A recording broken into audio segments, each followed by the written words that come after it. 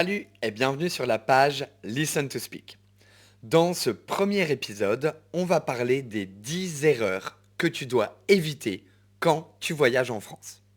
Donc si tu as prévu un voyage dans le futur en France, cette vidéo est faite pour toi.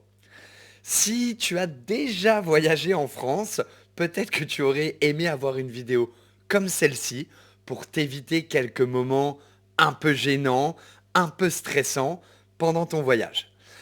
Donc n'hésite pas dans les commentaires à nous dire si c'est des problèmes que tu as eus ou si tu t'es toi-même retrouvé dans ce genre de situation. Aujourd'hui, tout ce dont on va parler, ça vient de témoignages d'étudiants, de choses, d'histoires que j'ai entendues, donc c'est du réel. Juste avant de commencer, je t'invite à t'abonner à la chaîne et à cliquer sur le petit bouton de la cloche pour ne pas louper les prochaines vidéos. Allez, on commence tout de suite avec l'erreur numéro 1.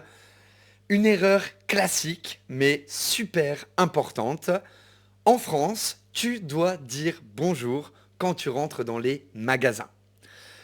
Alors, pas dans tous les magasins, évidemment, mais la plupart. Les boulangeries, les petites épiceries, le coiffeur, ce genre d'endroit. Ok? Quand tu rentres, quand tu pousses la porte de l'établissement, tu dois dire un bonjour général. Ok? Dans les supermarchés, c'est évidemment un petit peu différent. Les supermarchés, ils sont beaucoup plus grands, il y a plus de monde qui travaille, personne ne va faire attention à toi. Ok? Personne, presque personne. En général, tu vas pouvoir voir les agents de sécurité ou il peut y avoir quelques personnes qui travaillent à l'accueil du supermarché. À ce moment-là, si tu croises leur regard, n'hésite pas surtout à leur dire un petit bonjour, etc. Ok? Si tu ne dis pas bonjour dans ce genre d'endroit, tu risques d'être un peu mal vu et ouais, c'est mal poli. D'accord?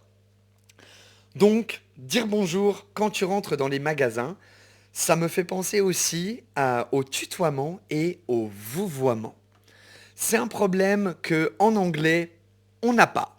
En France, en français, si. Le tutoiement et le vouvoiement, on ne peut absolument pas tutoyer tout le monde en France. D'accord? Au contraire, la plupart du temps, tu vas vouvoyer les gens que tu ne connais pas. Dans la rue, quand tu vas demander quelque chose à quelqu'un, au restaurant, quand tu vas chez le docteur, etc. Quand tu ne connais pas quelqu'un, il faut que tu le vouvoies. Ok? Le tutoiement, c'est pour les amis, les gens que tu connais, ou alors les gens que tu ne connais pas, mais dans un contexte bien particulier. Un contexte détendu, relax. Le premier exemple qui me vient à l'esprit, c'est au bar. Au bar, même si tu ne connais pas les gens, tu vas les tutoyer. D'accord? Je te conseille de tutoyer les gens au bar. Donc, n'oublie pas, tu dis bonjour quand tu rentres dans les magasins et tu vous vois la plupart du temps. À la boulangerie, tu vas vous voyer la boulangère ou la vendeuse. Ok? Un petit truc rigolo, je pense, pour moi, c'est de demander comment ça va. On ne fait pas ça généralement en France. Quand tu salues quelqu'un, tu n'as pas forcément besoin de lui demander comment il va. C'est quelque chose que personnellement j'aime bien faire. Les gens sont assez surpris en général et ça les met de bonne humeur. Ça leur donne le sourire un petit peu. Évidemment, c'est un comment ça va de politesse. Je ne m'attends pas à ce que la personne commence à me raconter sa vie, etc. Mais voilà, c'est un petit plus, un petit extra que tu pourras tester pendant ton voyage en France. L'erreur numéro 2, c'est pas vraiment une erreur, mais c'est de penser que conduire en France, c'est comme conduire chez toi dans ton pays. Alors, Évidemment, ça c'est un point commun avec tous les pays à l'étranger, d'accord? Personnellement, à chaque fois que je suis allé à l'étranger, que j'ai voyagé à l'étranger, quand j'ai dû prendre la voiture, c'était une petite aventure, ok? Déjà en France, évidemment, on conduit à droite. C'est la règle de base, ok? En France, on conduit à droite. Les centres-villes, encore une fois, ça c'est un point commun avec, je pense, tous les centres-villes du monde. C'est un peu le bazar, la galère dans les centres-villes. Beaucoup de trafic, des bouchons, des coups de klaxon. Ça peut vite devenir stressant et on perd souvent beaucoup de temps à conduire dans les centres-villes, surtout dans les heures de pointe. Le matin en allant au travail, le soir en partant au travail, évite absolument de prendre la voiture dans le centre-ville. Ok? Dans les centres-villes, il y a plein de transports en commun. Tu peux prendre le métro, il y a des vélos à disposition partout. Il y a des bus, des métros dans les plus grandes villes. Donc voilà. Ou sinon, tu adoptes le mode européen et dans les centres-villes, on adore marcher. Voilà. Quand il pleut, c'est un peu moins cool, je te l'accorde, mais il y a des alternatives. D'accord? Il y a deux autres choses en ce qui concerne la conduite en France. Et ça, c'est une étudiante qui m'en a parlé. Pendant son voyage en France, elle a été un peu choquée par le nombre de ronds-points. Ouais, en France, il y a des ronds-points un peu partout, c'est vrai, c'est vrai. Donc, sois prêt à t'engager dans les ronds-points, regarde peut-être quelques vidéos, etc. Ça peut être un petit peu stressant au début. Au final, tu vas voir que tu vas vite prendre l'habitude. La dernière chose qui est un petit peu, je ne sais pas si c'est propre à la France, mais en tout cas, c'est pas comme aux États-Unis. En France, les routes sont bien plus étroites.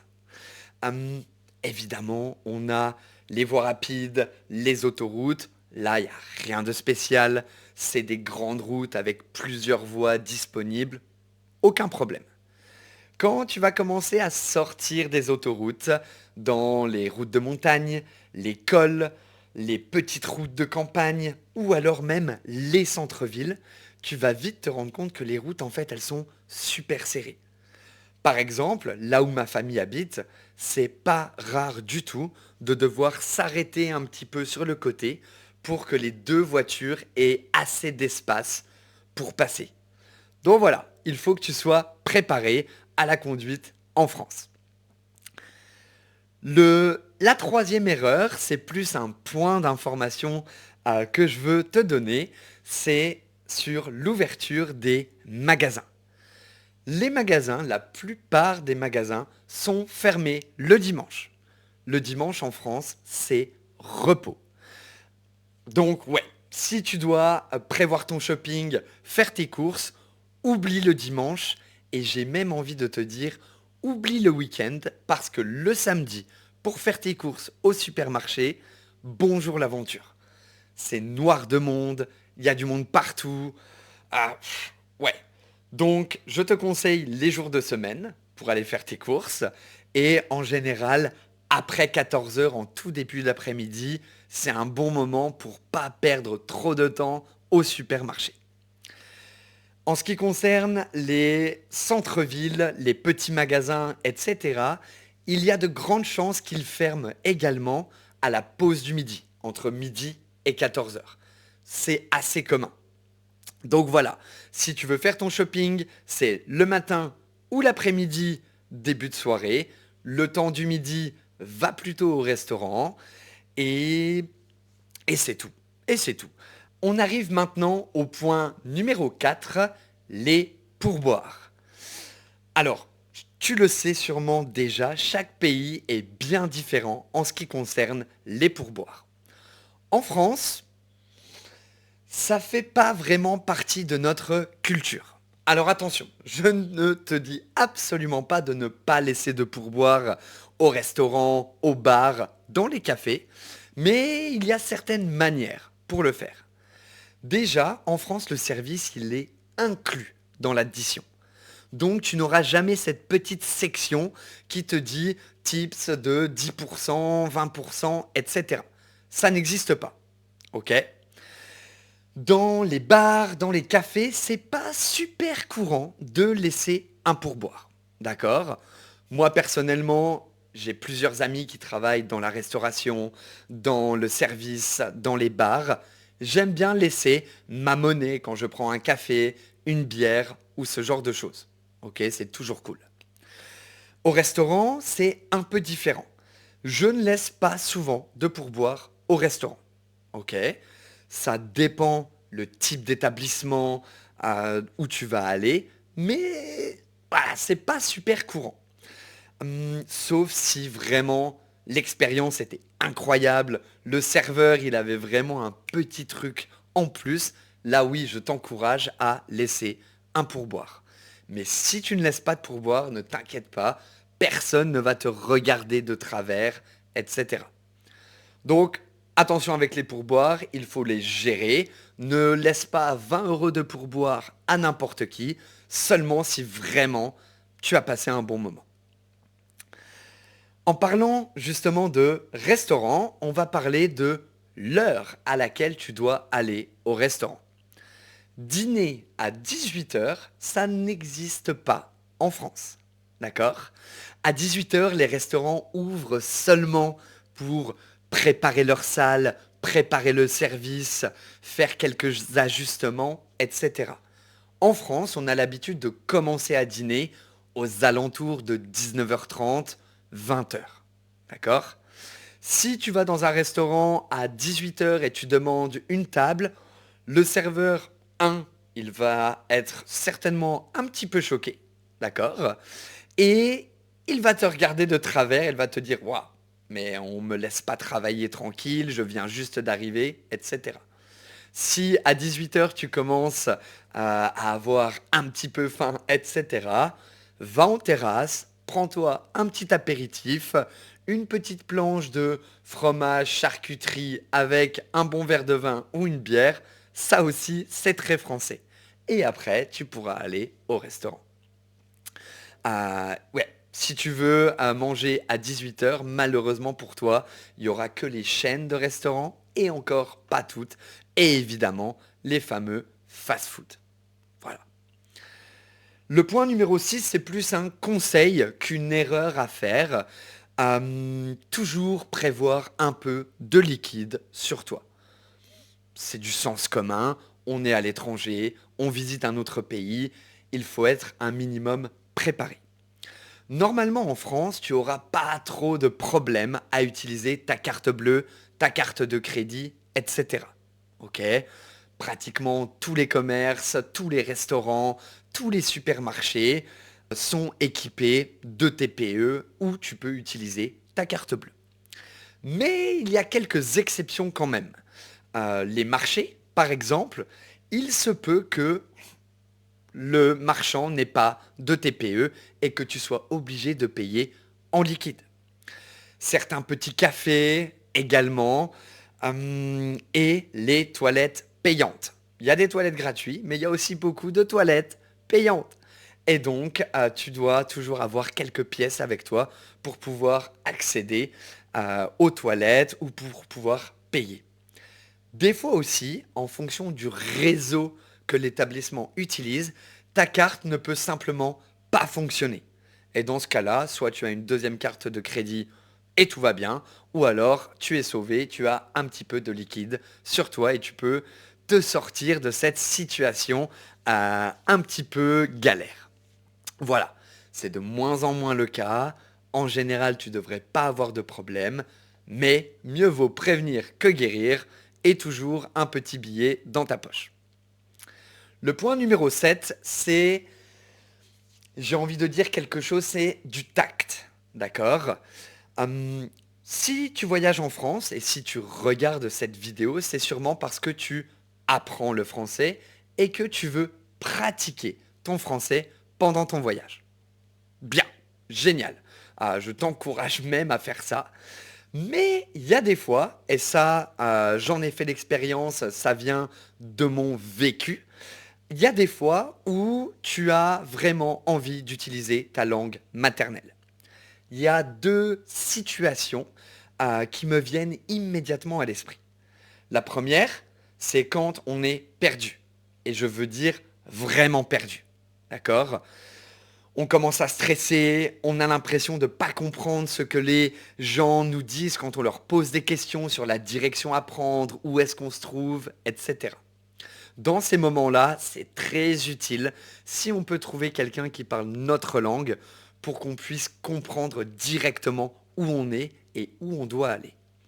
Dans ce cas-là, même si tu paniques un petit peu, etc., ne va pas sauter sur quelqu'un en lui parlant directement dans ta langue maternelle, en anglais, en espagnol, peu importe, ok? Une petite phrase d'introduction et tu la connais certainement par cœur. Excusez-moi, est-ce que vous parlez anglais? Et c'est tout, ok? De cette manière, la personne à qui tu vas parler, elle sait exactement plus ou moins, pardon, qui tu es, ce qui est en train de se passer, etc. Et après, tu peux enchaîner avec tes questions, etc. Voilà. C'est simple, mais c'est important et ça va certainement t'éviter quelques réactions un peu brutales dans la rue. Le deuxième point auquel j'ai immédiatement pensé, c'est également quand tu vas chez le docteur. Avant d'arriver à parler au docteur. Tu vas devoir prendre rendez-vous, parler avec les personnes à l'accueil, etc. N'hésite pas avant de parler en anglais parce que je comprends que c'est une situation qui nécessite d'être claire et comprise. N'hésite pas à leur demander excusez-moi, encore une fois, est-ce que vous parlez anglais, etc. Voilà. L'erreur numéro 8, celle-là, elle est fatale. J'ai envie de dire, adopter un look cliché. Alors, il y a plein de clichés autour de la France et des Français, et ce sera certainement le thème d'une vidéo très prochainement. Mais adopter un look cliché en France, ça ne passe pas du tout. Ok? Oublie le béret, oublie la marinière, oublie la baguette de pain sous le bras, etc. On ne fait pas ça. Non. Presque plus personne ne porte de béret ou de marinière. Dans les campagnes, dans certaines villes, il y a encore des personnes qui portent des bérets, évidemment. Dans les grandes villes également, ok, c'est un style, mais ce n'est pas commun. Tous les Français ne portent pas de béret. Donc, si tu portes un béret, tu vas plutôt sortir de la masse. Ok?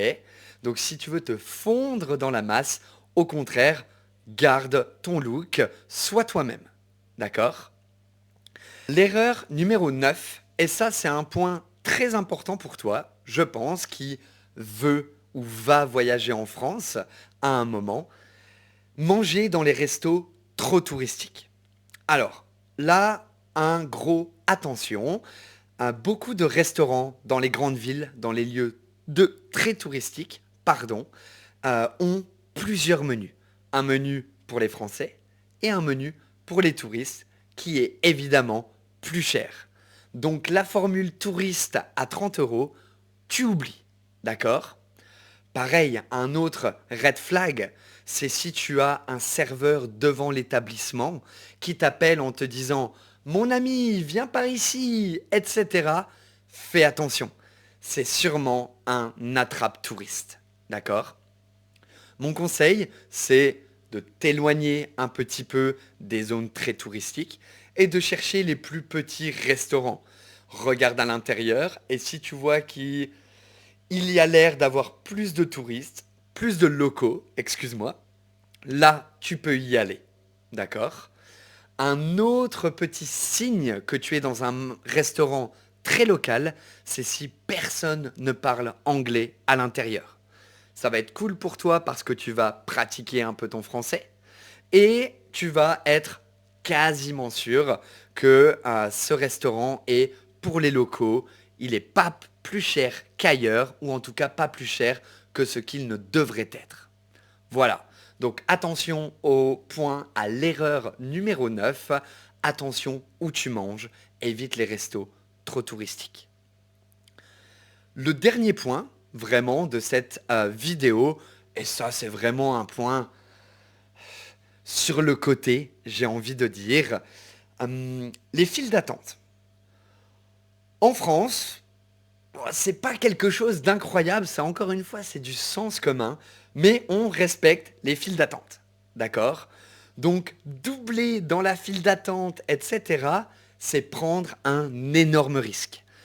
Je sais, des fois on est pressé, des fois ça met du temps, mais voilà, il faut attendre ton tour si tu veux éviter encore une fois quelques petites réflexions ou des regards un peu trop insistants de la part des gens autour de toi. Donc si t'es pressé, désolé, prends ton mal en patience, sois patient et tout se passera bien. Et voilà, c'est tout pour aujourd'hui. J'espère que tu as apprécié cette vidéo, que tu l'as trouvée utile. Si c'est le cas, n'hésite pas à mettre un petit j'aime et à t'abonner pour ne pas louper les prochaines vidéos. Si tu as pu comprendre tout ce que j'ai dit dans cette vidéo, n'hésite pas à visiter ma page Patreon. Très bientôt, un niveau avancé pour le French Listening sera disponible. D'ici la prochaine fois, tu prends soin de toi, passe une bonne semaine et à la prochaine. Ciao!